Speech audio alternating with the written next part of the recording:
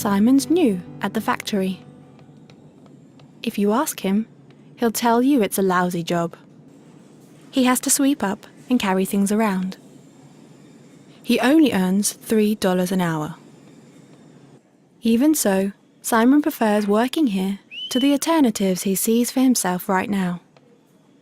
Although his wage is low, Simon appreciates the independence it gives him. Next week, he'll learn how to use a forming machine. That will make things more interesting. That's Edgar, the owner of the factory. The only thing he really cares about is making profit.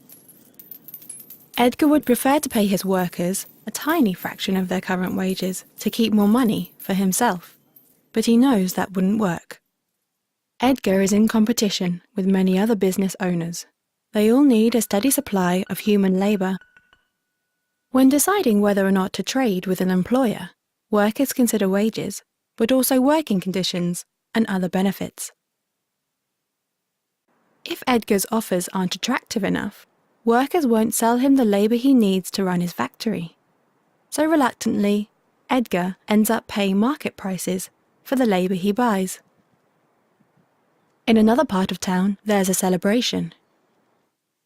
This group of concerned citizens just got a minimum wage law passed. They were appalled that miserly employers like Edgar could get away with paying so little to workers like Simon. The new minimum wage is $9 an hour.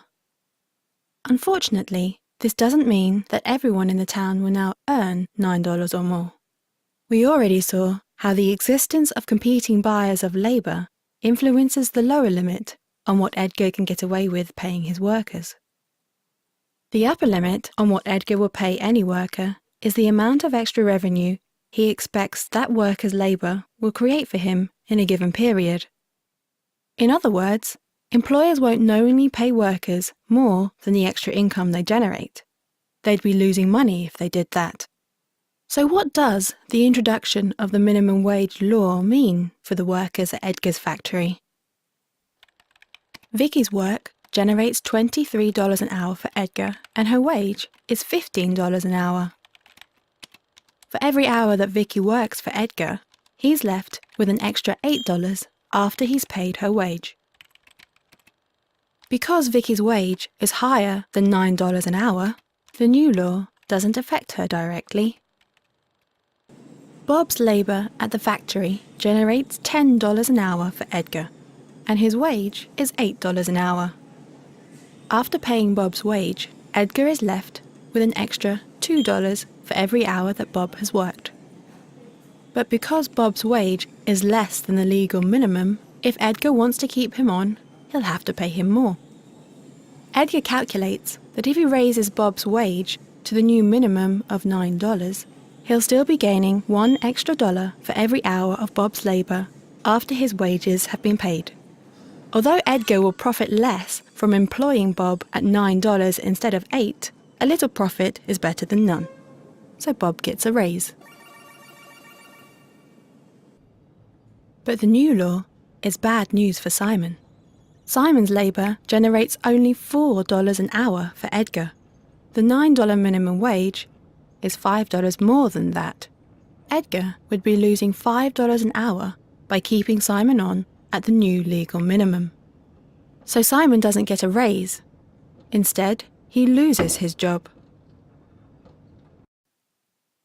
Edgar is irritated. The minimum wage means that if he wants to stay in business, he has to either invest in machines to do the work that unskilled labourers like Simon were doing, or he has to move production to another country where minimum wage laws aren't a problem. Edgar believes both of these options are less profitable for him than employing local workers. Otherwise, he wouldn't have hired Simon. For Simon, the outlook is bleak. Losing his job would have been bad enough, but the minimum wage continues to disadvantage him even while he's unemployed. Because he's young and doesn't have much experience, it's likely that the extra revenue Simon's labour would create for any employer would be low. Potential employers expect to lose money hiring Simon at the minimum wage, so they turn down his applications. Simon was glad of his factory job, even with its low wage. He hoped to build up experience, which would raise his productivity and give him a chance to move to better paid and more satisfying work. But the new law prevents him from doing so.